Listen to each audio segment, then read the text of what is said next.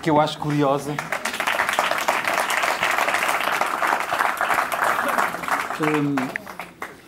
Para além disto, acerca do lado, vá lá, científico destes assuntos também, uma coisa que preocupa alguns psicólogos há muito tempo é o estudo da violência. Como é que se desenvolve violência, como é que se propaga a violência, porque é que os seres humanos continuam a ser violentos. E, claro, podemos ir para as implicações políticas disto tudo. Por exemplo, como é que os americanos que se apresentam como os bombeiros do mundo, por vezes, são ao mesmo tempo os maiores vendedores e os maiores traficantes de armas do mundo. Polícias do mundo. Polícias do mundo também, é verdade. Como é que eles, por exemplo, se intitulam também, já agora, como antiterroristas, são muitíssimo mais nocivos do que uma pilha de Bin Ladens enorme. Mas, enfim, isso é outro assunto. Mas falando deste lado científico, a violência tem sido muito estudada há muito tempo. E uma coisa que tem preocupado os pedagogos e os psicólogos é como é que se aprende violência, como é que se reproduz violência. E tem-se verificado que os mídia e que os espetáculos de violência têm uma repercussão brutal. Aprende-se violência, vendo violência, e vendo a violência ser premiada e aplaudida, que é o que acontece nas touradas. Aprende-se violência vendo o toureiro assumir o papel de um herói da multidão, um herói buçal, diga-se, mas um herói, que defronta uma grande besta e que tem direito a torturá-la e a fazer a besta, entre aspas, sangrar publicamente. É um espetáculo particular a este nível, porque há sangramento visível. Não é apenas na televisão a ver um filme mais ou menos ultraviolento. Isto vê-se ao vivo e está-se a consentir que crianças de tenra idade vejam isto ao vivo.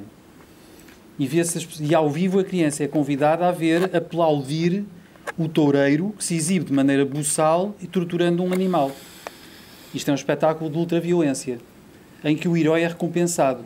É exatamente o mesmo inconveniente que vemos nas séries televisivas, nos filmes, nos combates de boxe, no aceito de situações modernas, em que efetivamente os heróis são aplaudidos, são recompensados, são vistos obter compensações por serem, por vezes, ultraviolentos.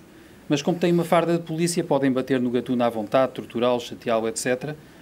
No caso das touradas, temos uma coisa um bocado parecida. O esquema é sensivelmente o mesmo. Com outro problema, há filmes e há estudos sobre o contágio da violência ao vivo. Como é que a violência se propaga e se mostra contagiosa em bairros sociais, em zonas de violência de gangsters, de bandos. Como é que a violência se propaga? E propaga-se ainda mais. E como é que se propaga, por exemplo, entre israelitas e palestinianos? Propaga-se porque eles veem a violência ao vivo. E porque eles incorporam aquilo que veem diretamente. E para mim, uma das mais perfeitas e acabadas demonstrações de como isto acontece ainda e não devia ser consentido são as touradas. É a violência ao vivo que tem os inconvenientes que já estão conhecidos e estudados por todo o lado. Tal como o espetáculo televisivo da tourada também entra no departamento da violência divulgada pelos mass media em toda a parte, e essa violência aumenta os comportamentos agressivos, facilita a insensibilidade das crianças e dos adolescentes. Isto está estudado desde há 50 anos para cá. Portanto, isto para dizer que, junto das instâncias políticas, eu acho que este tipo de argumentação é muito poderosa, porque eles vão ter dificuldade em deitar fora 50 anos de investigação sobre isto. A investigação existe. E consegues comparar a ideia de que, ao ver-se esses filmes violentos, há um escoamento da pulsão violenta das pessoas, portanto, uma certa catarse, que interessa ao sistema que as pessoas descarreguem ali as suas frustrações e instintos de revolta ao assistirem às touradas, ao berrando à vontade, ou realmente esse aspecto que estavas a dizer será mais importante da influência negativa? O que é que achas? Boa questão. De facto, antigamente pensava-se um bocado isto. Tipo, eu sou um tipo violento. Eu expresso a minha violência e ela desaparece. Em termos neurológicos, o contrário é verdadeiro. Quanto mais eu exibo um comportamento, mais as minhas vias nervosas ficam facilitadas e a seguir é mais fácil disparar o mesmo comportamento. Por outro lado, o que acontece tipicamente e o que se observa e o que se investiga é precisamente o inverso disso. Ou seja, a pessoa que exibe o comportamento, que faz uma descarga violenta, a seguir terá tendência a fazer mais ainda disso, a não ser que essa descarga seja seguida de inconvenientes diversos. Ora, quando não é seguida de inconvenientes diversos e, pelo contrário, é compensada, é vista como sendo uma ocasião festiva, é a tal festa brava. Nós víamos ali as crianças a serem alimentadas com as pipocas para se distraírem um bocado de alguma sensibilidade afetada pela violência na criança daquela idade. Elas não são distraídas. Pois estão ali Elas não são distraídas. quer dizer, estão a tentar que elas sejam distraídas da negatividade que aquilo tem. Eu acho que elas estão a ser divertidas. Não, pois não estou a dizer. Pois, exato. Esse é que é o problema. Elas estão a ser divertidas, estão a usufruir das pipocas como se estivessem no cinema a ver um filme qualquer, uma coisa muito interessante. Não sei, eu acho que não estão a ser. Não sei, aquela criança, por acaso, curiosamente, no filme, aquela criança parece que não está a gostar daquilo, está de costas para a arena e estão-lhe a despejar aquelas coisas, etc. Toma lá um bocado de açúcar e sabemos como o açúcar é um produto também altamente propício a certa excitação. As pipocas estão ligadas a espetáculo, as pipocas estão ligadas a fruição, estão ligadas a espetáculo. Sim. E, portanto, é suposto ser uma coisa agradável, não é suposto ser uma coisa desagradável. E esse é que é o problema. É que uma criança que assiste a um espetáculo, aliás, o Vítor Rodrigues refere isso, as crianças são o que veem, não aquilo que se lhes diz. Uma criança ficará convencida que aquela situação é normal. Portanto, daí a ser um perverso, vai um caminho muito curto, porque não terá o reconhecimento, não reconhecerá o sofrimento dos outros, nem dos animais, e muito, se caminhar por aí fora, com certeza não reconhecerá o sofrimento de outro ser humano. Pois. Psicologicamente, Vítor, explica lá, a criança é mais o que vê, é mais o que ouve, é mais o que sente? É uma boa pergunta, não? Os estudos de aprendizagem mostram que uma parte muito, muito substancial do que nós aprendemos é aprendido por observação e o canal visual é preponderante. E o auditivo também é muito importante. Pelo menos muito importante, mas é o mais elevado, é o mais desenvolvido no ser humano. O visual é extremamente poderoso. Sim, as imagens para o inconsciente. Que é o canal comercialmente ganhador, não é por acaso. Agora, há aqui um aspecto, até também já se fez uma investigação, pouca, mas diretamente sobre a sensibilidade das crianças às touradas.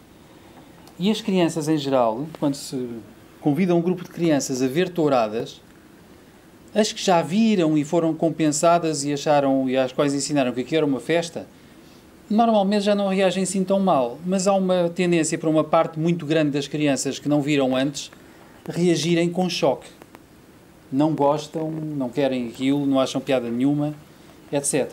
Depois, claro, vão moendo, vão percebendo que quando na família toda a gente acha muito bem, elas próprias vão tentando torcer-se um bocadinho para acreditar que aquilo é bom e que o bicho não sofre e que temos todo o direito a fazer essas coisas à natureza. O essencial a mim, no caso, enfim, das crianças, parece-me ser... Educação. Sim, mas sobre como é que se põe uma criança a apreciar a tauromaquia, um espetáculo tauromáquico. Evidentemente, a criança não pode ver os detalhes de perto, não é? Porque se a criança vira o sangue de perto...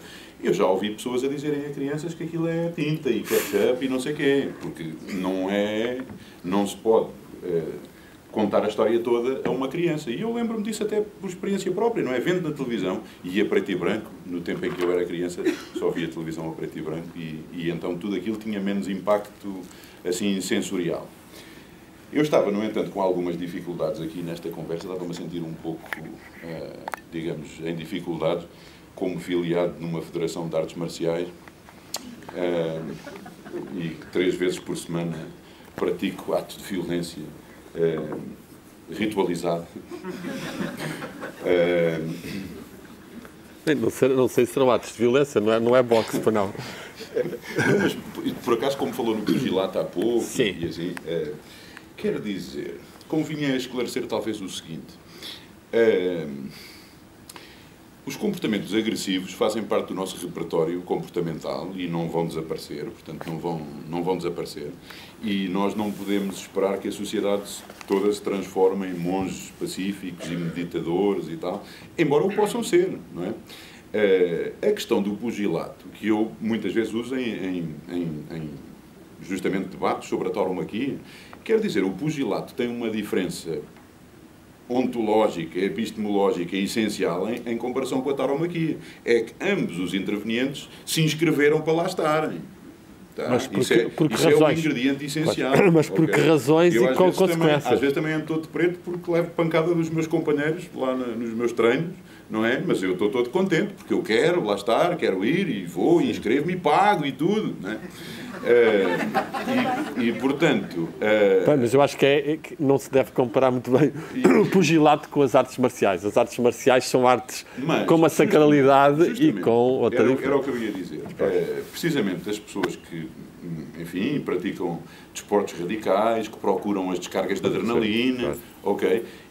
Temos que continuar a promover atividades dessas, nomeadamente para a juventude. Temos que promover atividades dessas. Completamente. Porque a juventude precisa da excitação, para o seu próprio desenvolvimento, para o seu autoconhecimento dos seus limites, dos caminhos que há para o divertimento, precisam de descargas de adrenalina e por isso é que é ótimo que façam as atividades que lhes apetecer, surf, bungee jumping, motociclismo, karaté, seja o que for, não é? Mas já não vais para as pegas de touros. Pois, agora para provocar um bocadinho. Não. A questão das pegas de touros é que têm lá um interveniente involuntário. Das bandeirilhas antes. Tem um interveniente forçado. Esse é que é o ingrediente inaceitável. E é importante pormos o dedo nesse ponto. Sim. Que é o facto de haver um interveniente que não quer estar lá e que é obrigado a estar lá e que é lidado daquela maneira, esse é que é o ingrediente mais inaceitável. E há outra circunstância, que uma coisa é a agressividade, outra coisa é a violência pela violência. E que o que se exerce em relação ao animal é pura violência. Porque a agressividade... Força, levante. Tem direito a dizer qualquer coisa. Só porque a minha namorada, é só por isso. Não precisa. Não. Pronto, é que chama-se autodefesa. Artes marciais é autodefesa. Sim, isso às vezes é um eufemismo, mas sim. É assim designado, por isso é que elas existem. Não é para atacar, mas só para... Eu só acrescentaria uma coisa. Na prática de artes marciais, portanto, enfim, muito codificadas, muito ritualizadas, muito codificadas, há todo um culto do autocontrole e da ética, do próprio combate, que é essencialmente... E cada murro não destrói uma série de neurónios, não é? Que é um absurdo total, não é? Isso aí é que acho que é o fundamental, não é? Eu diria também isso. As artes marciais acabam por promover desenvolvimento. Com certeza. E era uma coisa que ele denominava sempre e tinha sempre... fazia sempre questão de frisar, é que eram artes de autodefesa. Eu por acaso aí nem diria tanto autodefesa. Primeiro, porque cheguei a praticar também judo e karaté, fui professor de yoga e conheço um bocadinho a tradição do Japão. E de facto é mais uma arte de fluir e de autoconhecimento e de harmonia com o universo e tudo. Portanto, a autodefesa já é uma posição um bocadinho até secundária, talvez, está certo? Mas sim, sim, completamente. A autodefesa, mesmo assim, pronto, está a implicar que está a haver um confronto. Se me permitem, eu vou ler então o texto breve.